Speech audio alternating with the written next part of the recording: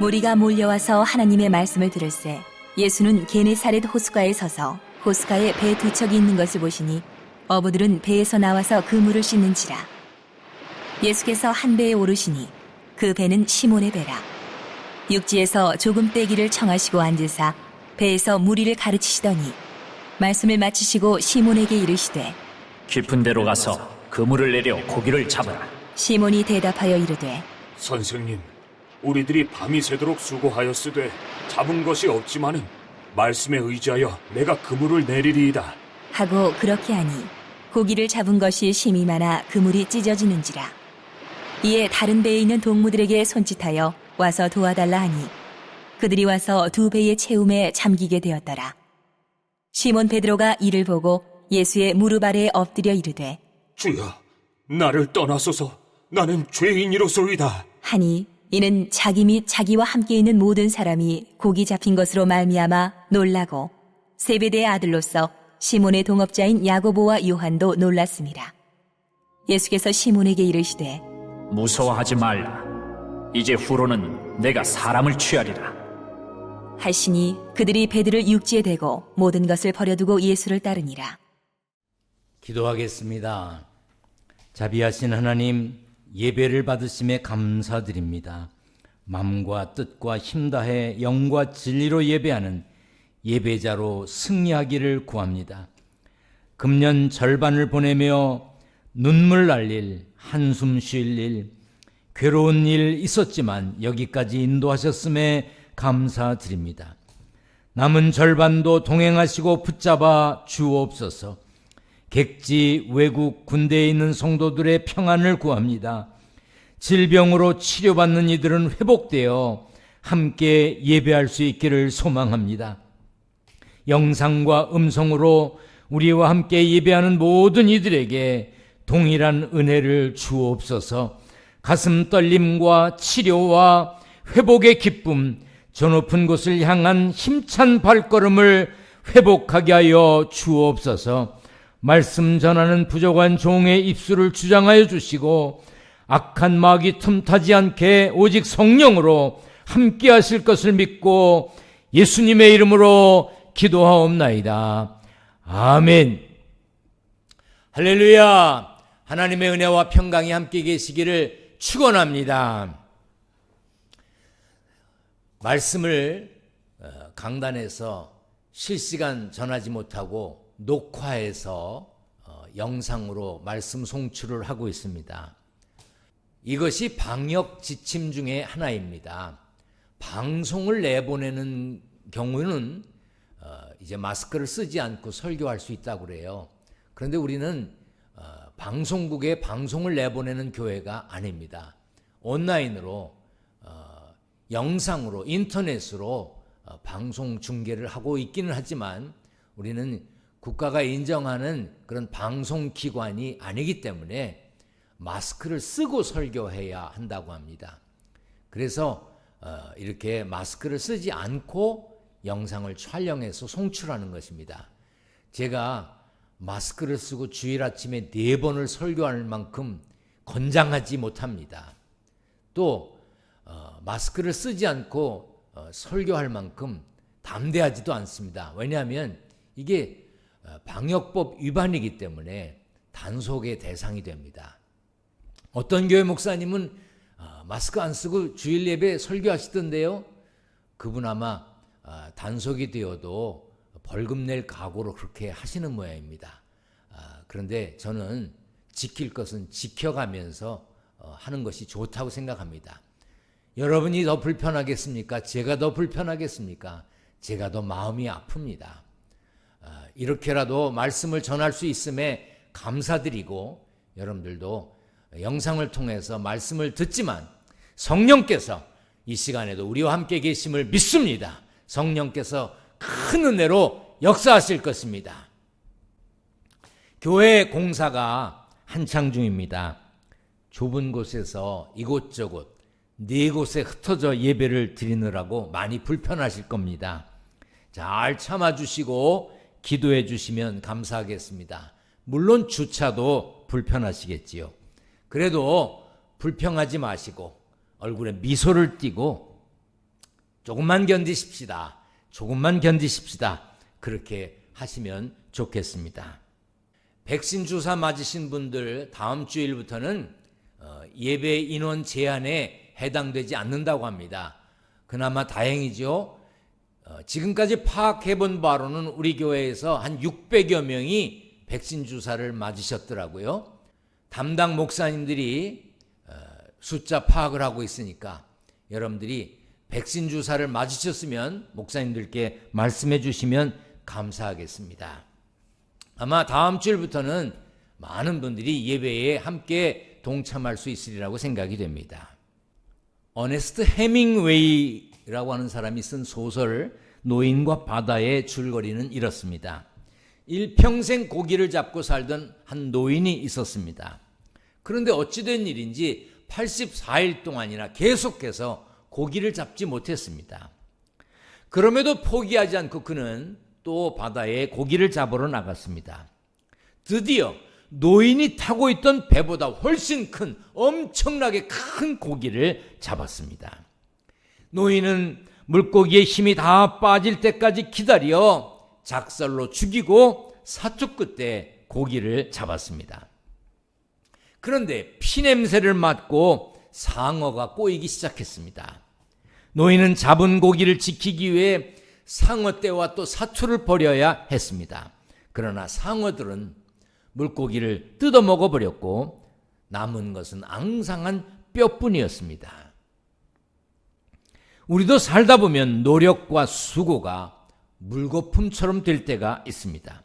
최선을 다했는데 열과 성의를 다했는데 이룬 것도 없고 남은 것도 없다면 얼마나 허탈감에 빠지겠습니까? 오늘 본문에 소개된 베드로도 그랬습니다. 베드로는 갈릴리 호수에서 고기 잡으며 살던 어부였습니다. 그런데 그날은 밤새 그물질을 했지만 헛수고였습니다. 그렇지만 다음 날 또 고기를 잡기 위해 그물을 씻으면서 정리하고 있었어요. 그때 가시는 곳마다 표적과 기사를 행하신 예수님은 사람들에게 둘러싸여서 말씀을 가르치고 계셨습니다. 그러던 중에 베드로의 배에 오르셨고 거기서도 말씀을 가르치셨습니다.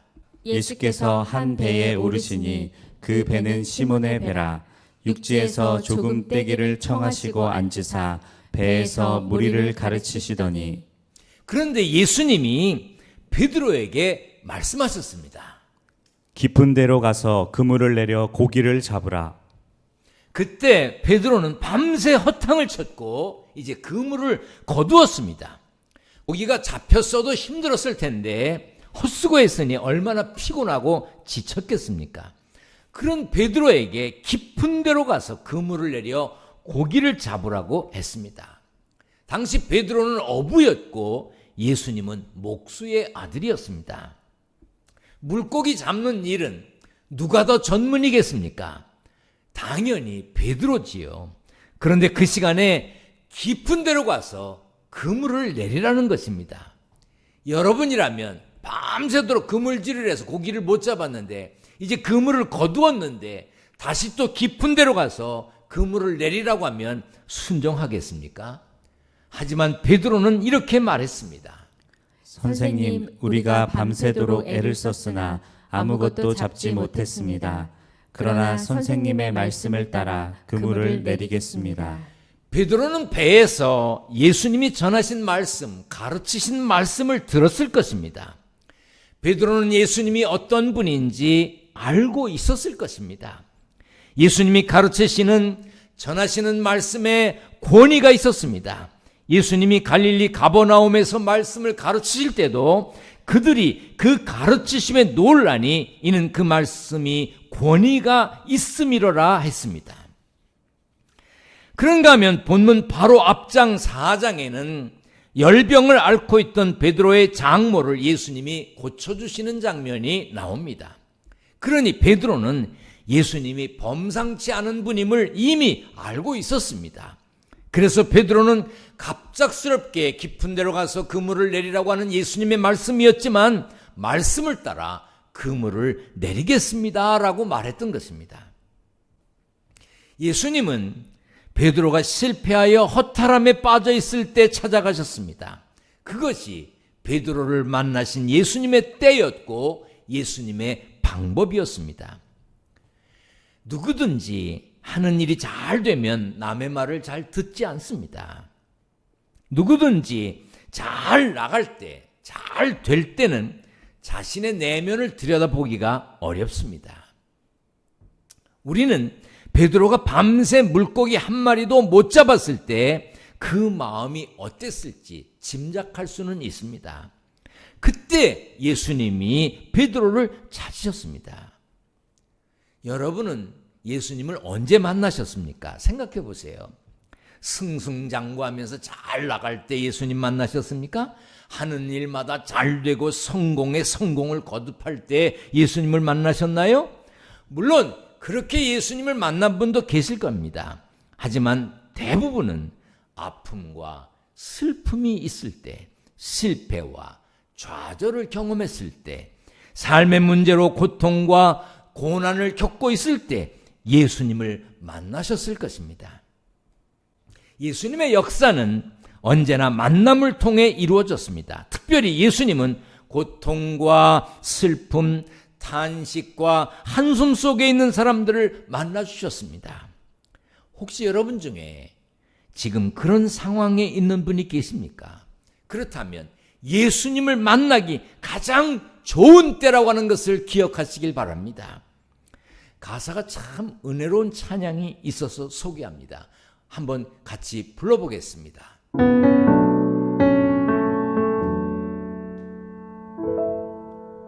날이 저물어 갈 때 빈들에서 걸을 때 그때가 하나님의 때 내 힘으로 안 될 때 빈손으로 걸을 때 내가 고백해 여호와 이래 우리 모인 이곳에 주님 함께 계시네 누리네 아버지 은혜 적은 떡과 물고기 내 모든 걸 드릴 때 모두 고백해 여호와 이래 주가 일하시네 주가 일하시네 주께 아끼지 않는 자에게 주가 일하시네 주가 일하시네 신뢰하며 걷는 자에게 날이 점점 어두워질 때 아무것도 없는 빈들을 걷는 것 같을 때 예수님이 그때 찾아오십니다. 내 힘으로는 아무것도 할 수 없을 때 손에 쥔 게 아무것도 없는 것처럼 여겨질 때 하나님의 역사가 그때 시작됩니다. 베드로도 그랬습니다.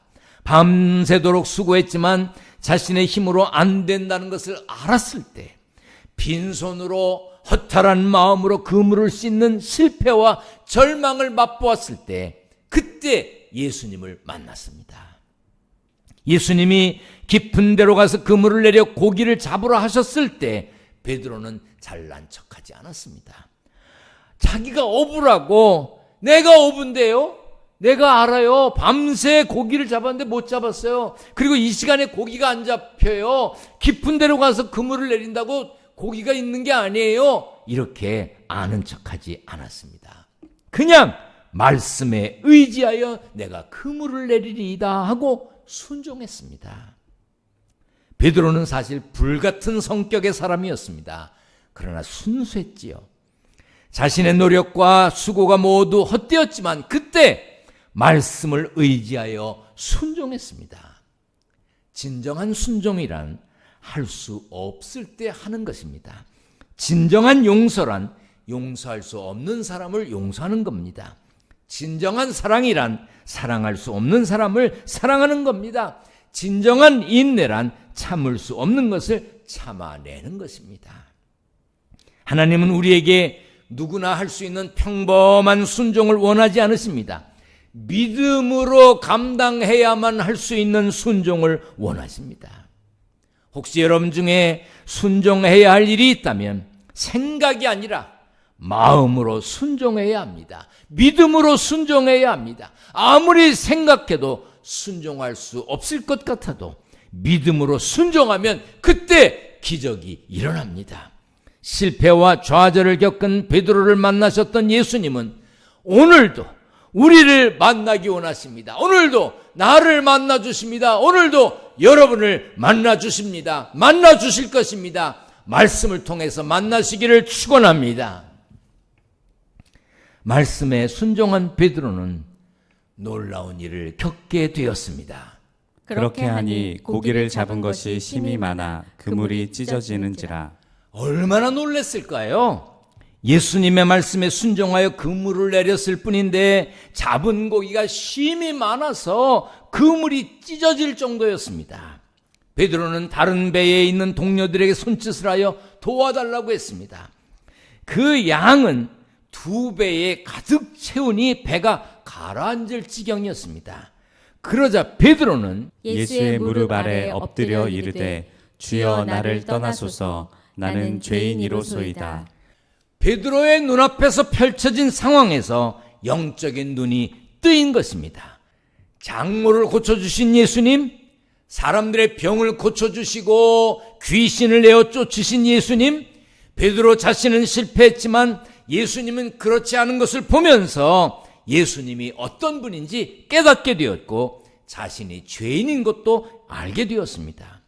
주여라고 부른 베드로는 예수님이 단순히 기적을 많이 일으키는 것을 넘어서 하나님의 아들임을 깨닫게 되었던 것입니다. 베드로는 자신과 예수님 사이의 질적인 차이와 무한한 간격을 깨달았습니다.